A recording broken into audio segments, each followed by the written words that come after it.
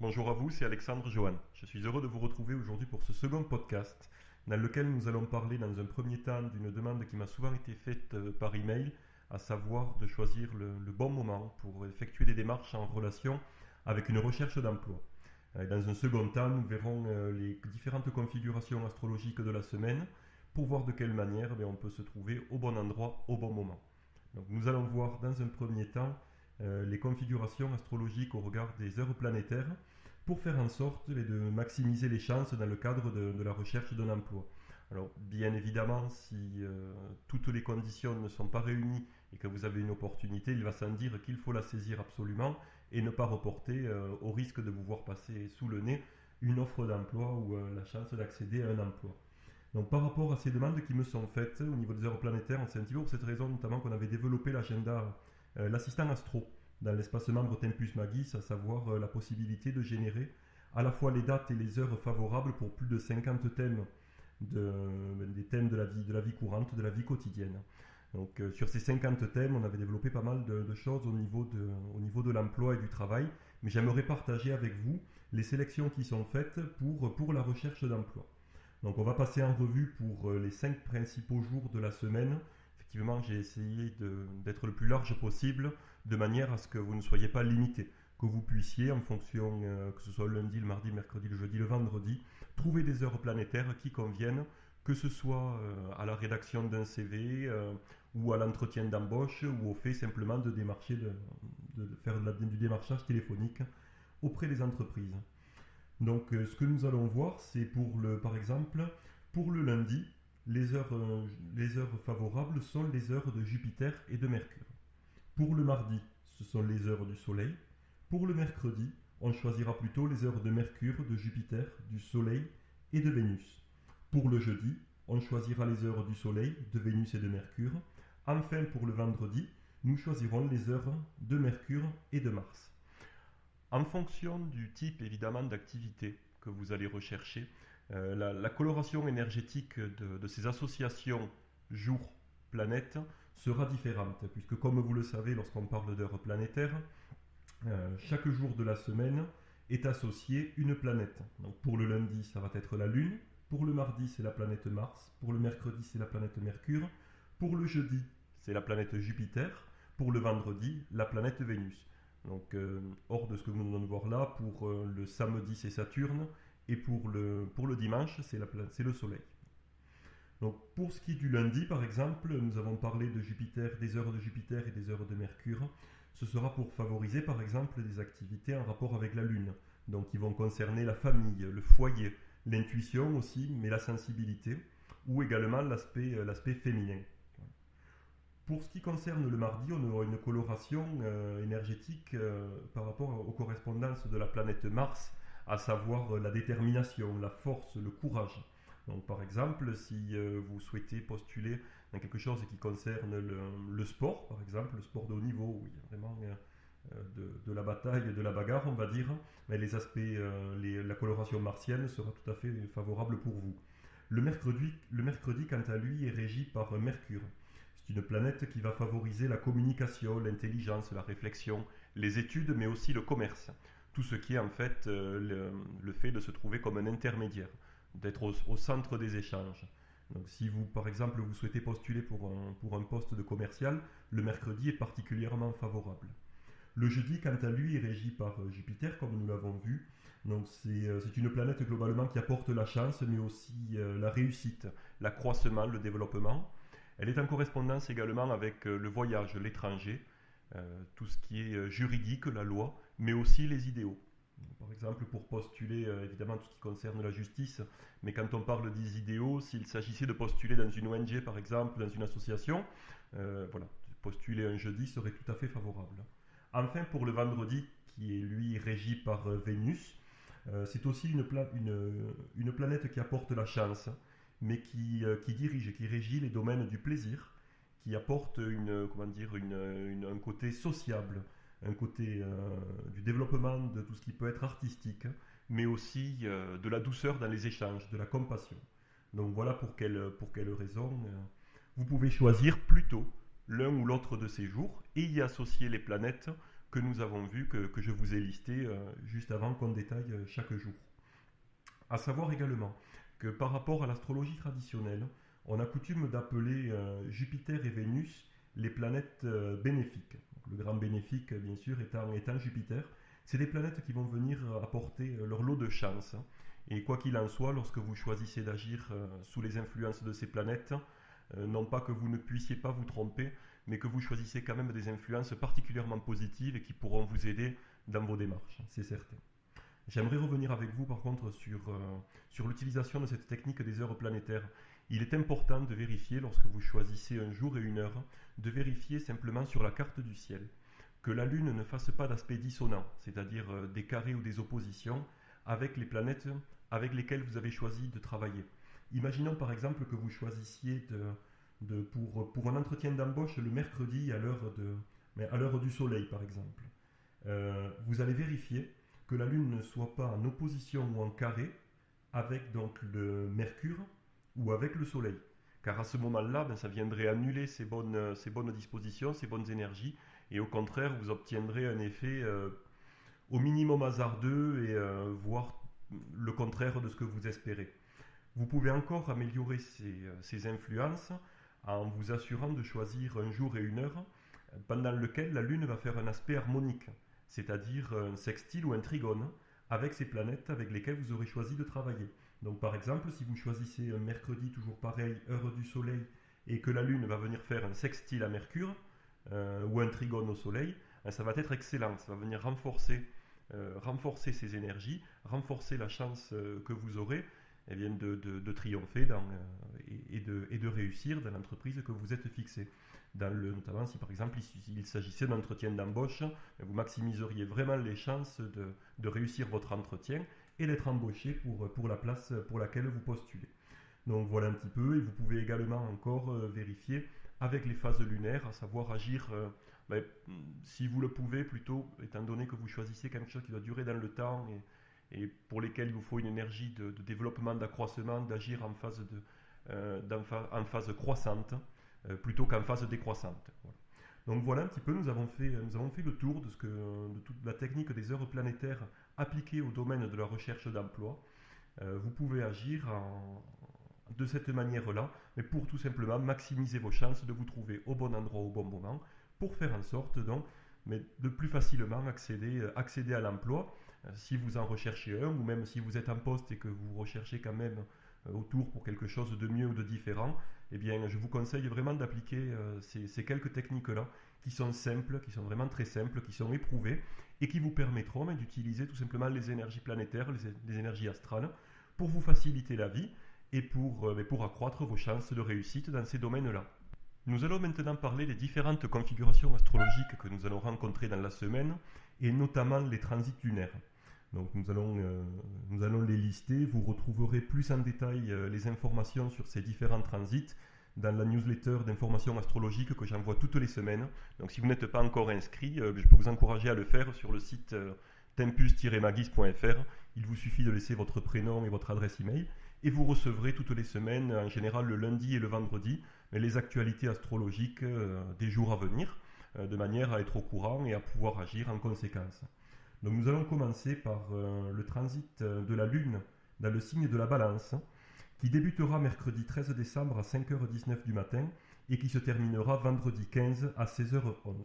Donc le signe de la Balance est un signe cardinal d'air et gouverné par la planète Vénus. Donc nous aurons là des influences qui vont permettre de développer tout ce qui tourne autour du charme, de la gentillesse, qui permettra de baigner dans un climat agréable, qui va développer également, puisqu'il s'agit d'un signe positif de polarité masculine, la convivialité, la gentillesse et les rapports cordiaux entre les personnes. Il s'agit aussi, puisque la Balance est gouvernée par la planète Vénus, il s'agit aussi de se faire plaisir. Et particulièrement, si vous le pouvez, de faire des activités en rapport avec l'art. Donc ça peut être par exemple d'aller au musée, d'aller au spectacle, d'aller voir une exposition. Le deuxième aspect est également à considérer que la Lune symbolise les groupes de personnes, la foule. Donc vous pouvez tout à fait bénéficier et profiter de ce transit de la Lune dans le signe de la Balance pour tout ce qui va être rapport entre l'art et les groupes de personnes. Donc que vous soyez vous-même artiste ou simple spectateur, ben, vous aurez la possibilité de profiter de ce transit en vous rendant par exemple à des expositions, à des vernissages, ou si vous-même vous avez la possibilité, si vous êtes créateur, ben, à ce moment-là, ce sera un très bon moment à choisir pour débuter votre exposition ou votre vernissage. Voilà. Également, c'est un transit qui est excellent pour prendre soin de soi, donc que ce soit pour prendre un rendez-vous chez le coiffeur, au salon d'esthétique ou pour s'accorder une séance shopping. Ces influences seront tout à fait positives. Enfin, le transit de la Lune en Balance est très intéressant pour tout ce qui concerne les partenariats et les associations. Donc que ce soit en affaires ou en amour, donc que ce soit des relations, un contrat d'ordre professionnel ou pour des fiançailles, pour un mariage, pour un pax, les influences de la Lune dans ce signe sont excellentes. Ça apporte à la fois la chance, mais aussi tout le côté plaisir, agréable, douceur, voilà, qu'on ne peut que souhaiter, que ce soit dans le domaine professionnel, parce que c'est quand même bien agréable de travailler dans un cadre plaisant, dans un cadre courtois et dans un cadre de plaisir, et bien évidemment, dans le cadre d'une relation sentimentale, n'en parlons pas, bien évidemment. Simplement, on notera que le début de ce transit, donc le mercredi 13, la Lune sera conjointe à Mars, ce qui nous indique en fait que nos actions et notre façon de penser sera guidée par le ressenti, par les émotions. Donc il faudra faire attention à ne pas se laisser emporter et à quand même réfléchir un petit peu avant, simplement voilà, pour ne pas agir sur un coup de tête et faire des choses que l'on pourrait ensuite regretter. Globalement, sur tout ce transit agréable de la Lune en Balance, on n'aura que des aspects harmoniques, positifs de la Lune. Dans un premier temps, la Lune qui fera un sextile au Soleil et à Mercure, donc qui va accroître tout ce qui va être intellect, mais aussi au niveau des échanges, au niveau de la communication, qui va également bien développer grâce à cet aspect au Soleil votre vitalité. Ensuite, la Lune appliquera un sextile à Saturne, donc qui est en exaltation dans le signe de la Balance. Donc ça va apporter du poids, vraiment, de la solidité. Donc on pourra en profiter pour tout ce qui est les associations, les contrats. Imaginons par exemple que vous souhaitiez lancer une association professionnelle. Mais si vous choisissez un moment où la Lune est en Balance et où en plus la Lune fait un sextile à Saturne, vous avez toutes les chances de partir sur une association, sur un contrat qui sera vraiment en béton et qui tiendra dans le temps. Voilà, qui va se bâtir, qui va se construire et qui durera dans le temps, une durée indéfinie et qui au contraire va vraiment prendre du poids au fur et à mesure que le temps passera. C'est tout ce qu'on peut espérer. Simplement également à signaler que sur la fin de ce transit, la Lune appliquera une conjonction à Jupiter. Donc ce sera une très bonne période, puisque comme on l'a vu dans la première partie de ce podcast, Jupiter est considéré dans l'astrologie traditionnelle comme le grand bénéfique. Donc on aura là une configuration particulièrement chanceuse. Et si par exemple vous êtes adepte des jeux de hasard, vous pourrez profiter de cet aspect, de cette conjonction, pour jouer et essayer de tirer profit au maximum de cette configuration de chance, mais qui apportera aussi de la bonne humeur et de la gaieté. Donc on voit que sur cette partie de semaine de mercredi à vendredi, on aura des influences tout à fait positives, de bonne humeur, de gaieté, de chance, et qui sera tout à fait favorable pour les différentes actions que vous souhaiterez entreprendre par rapport au domaine que nous venons de voir. Enfin, nous allons parler ensemble du transit lunaire suivant. Alors, c'est un transit lunaire qui est souvent redouté puisqu'il s'agit du passage de la Lune dans le signe du Scorpion, donc, qui est un signe gouverné par la planète Mars. C'est un signe qui est en correspondance avec l'eau, de polarité féminine. C'est un signe fixe. Donc, c'est un transit qui est souvent redouté parce que la Lune y est en chute, elle ne se sent pas forcément bien, et c'est un transit qui génère des situations plutôt explosives. Donc le début de ce transit, ce sera le vendredi 15 à 16h11, et donc ce transit se déroulera sur tout le week-end, puisqu'il prendra fin le lundi 18 décembre à 4h25 du matin. Donc dans ce signe, comme nous venons de le voir, la Lune sera en chute, ce qui implique des difficultés au niveau ressenti, au niveau émotionnel, bien que ce signe pourtant soit un signe d'eau. Donc on voit là tout le contraste et toute la difficulté de correctement appréhender ce signe. Donc, toutes les activités et les rencontres qui seront faites, qui seront effectuées sous les influences de la Lune en Scorpion seront vécues de manière extrêmement intense, seront ressenties de façon intérieure, de façon très intense. Les sentiments seront vécus de façon passionnelle. C'est ce qui fait que on peut considérer que ce transit est explosif, c'est-à-dire que tout ce que vous ferez, tout ce que vous ressentirez sera vécu de manière intérieure, de façon assez bouillonnante. Ce transit accroît également, de par le fait que le signe soit gouverné par la planète Mars, ce transit accroît également la sensualité et développe également la passion, et la passion notamment physique. Également une caractéristique de ce transit, et on le retrouve également lorsqu'on étudie le thème astral d'un natif qui a sa lune donc en Scorpion, c'est un besoin d'extraordinaire, le besoin de vibrer, de se sentir vivant.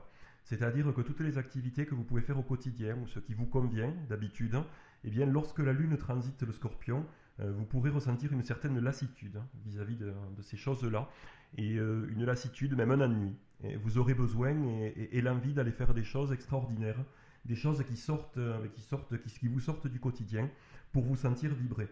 Donc c'est un petit peu parfois la difficulté, à savoir que on sort d'un transit de la Lune en Balance où tout se passait bien, les rapports étaient agréables dans la douceur, dans la cordialité, et on arrive là dans un signe totalement explosif où finalement ce qui vous convenait très bien jeudi, aujourd'hui, vendredi, samedi et dimanche, puisque la Lune sera dans ce signe du Scorpion, vous allez ressentir les choses de façon complètement détonnante. Donc tout au long de ce transit, on va avoir différentes configurations, à savoir que lors de l'entrée de la Lune dans le Scorpion, elle sera sans aspect, mais en revanche, nous aurons un ensemble de planètes qui se trouveront dans le Scorpion, à savoir que Mercure, Vénus et le Soleil seront dans ce signe du Scorpion. Ce qui fait que les influences de ce signe auront vraiment pas mal de poids. On sentira, je pense, après tout dépend vraiment de la manière évidemment dont cela impactera votre carte de naissance, puisque comme je l'écris souvent, un transit sera vécu de manière totalement différente en fonction des différentes personnes. On ne peut vraiment affirmer quelque chose que lorsqu'on a comparé un transit par rapport à votre carte de naissance. Mais là, en l'occurrence, avec l'ensemble de ces planètes qui vont se trouver dans ce signe, on peut vraiment dire que les caractéristiques du Scorpion vont vraiment se ressentir fortement et vont vraiment peser sur le week-end qui arrive. On peut dire également que la Lune sera conjointe à Vénus, pas au début, mais au milieu de ce transit. Alors c'est plutôt pas mal parce que Vénus est en exil dans le signe du Scorpion. C'est un signe dans lequel il n'y a pas vraiment beaucoup de douceur. Et le fait que la Lune soit conjointe, ça vient un petit peu rattraper cela. On va avoir, grâce à cette conjonction, bien un petit peu de cette fameuse douceur. Enfin, donc, sur ce transit de la Lune en Scorpion, la Lune va venir appliquer une conjonction au Soleil. Donc il s'agit ni plus ni moins de la nouvelle Lune qui se produira donc lundi 18, et bien simplement pour partir sur un nouveau départ. Cette configuration peut sembler un petit peu violente, mais finalement elle tombe au bon moment, puisqu'elle va remuer pas mal de choses en vous, notamment par le fait que la conjonction que l'on aura entre la Lune et Mercure également, qui va apporter de la réflexion, qui va faire entrer en jeu votre intellect, et qui va vous permettre de tirer des leçons, de tirer des enseignements de tous ces ressentis, de tout ce que vous allez vivre. Même si vous le vivez de façon décuplée, ça va vous permettre d'en tirer des leçons. Et le fait que ça tombe pile poil, on va dire, avec ensuite l'enchaînement de la nouvelle Lune, eh bien cela va vous permettre de prendre conscience de certaines choses et ensuite de bénéficier du nouveau cycle lunaire qui arrive, donc après le lundi 18, pour mettre en application les résolutions, les décisions que vous aurez prises, et pour changer votre avenir, pour utiliser cette prise de conscience, utiliser les énergies croissantes de la Lune à partir de lundi, pour mettre en application tout cela, et pour prendre une nouvelle orientation dans votre vie. Voilà pour ce podcast astrologique. J'espère qu'il n'a pas été trop long. Vous pouvez toujours me faire quelques commentaires en dessous pour me dire ce que vous en avez pensé, la manière dont on pourrait l'améliorer, ce qui vous a intéressé, s'il y a des choses qui vous ont un petit peu moins plu, de manière à ce qu'on puisse l'améliorer, que ça puisse vraiment devenir un outil d'échange entre vous et moi, de manière à ce que je puisse plus facilement répondre à vos questions et aussi à vos attentes. Voilà, donc on parlera un petit peu plus de tous ces éléments dans l'email d'information astrologique qui partira lundi. Et simplement, voilà, si vous n'êtes pas inscrit, eh bien, vous pouvez vous rendre sur le site tempus-magis.fr pour vous inscrire à cette newsletter d'information astrologique. Et également sur cette adresse, vous pourrez, par rapport à la première partie du podcast, faire le calcul en 3 clics par rapport au lieu de votre choix, mais tout simplement calculer les heures planétaires pour le jour que vous souhaitez. Donc que ce soit dans le cadre d'une recherche d'emploi ou pour toute autre activité, vous retrouverez sur ce site les différentes phases lunaires sur donc le cycle lunaire en cours, le calcul facile des heures planétaires et l'affichage de la carte du ciel en zodiaque sidéral. Voilà, et bien écoutez, je vous souhaite une bonne journée et puis je vous dis à bientôt pour un nouveau podcast astrologique. Bye.